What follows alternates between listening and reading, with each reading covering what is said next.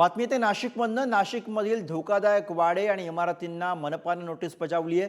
वाडा संस्कृती जपण्याची रहिवाशांनी मागणी केलेली आहे। वाडा संस्कृतीसाठी पालिकेने योजना आखण्याची मागणी रहिवाशी करतायत आणि याचाच आढावा घेतलाय आमचे प्रतिनिधी किरण टाजणे यांनी। बघूया। नाशिकमध्ये जुन्या वाड्यांचा आणि धोकेदायक इमारतींचा मुद्दा पुन्हा एकदा ऐरणीवर आलेला आहे। खरं म्हणजे महापालिकेकडनं जुन्या वाड्यातील घरमालकांना आणि भाडेकरूंना इमारतीतील ज्या धोकेदायक स्थितीत आहे अशा घरमालकांना आणि भाडेकरूंना नोटिसा बजावण्यात आलेल्या आहे।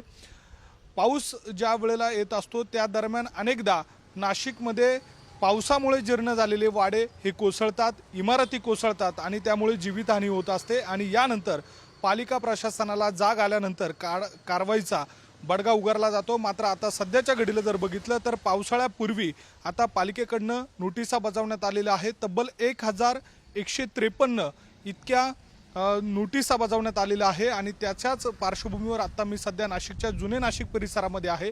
अनेक वाड्यांची जर स्थिती बघितली तर जीर्ण अवस्थेत ते वाडे आहेत।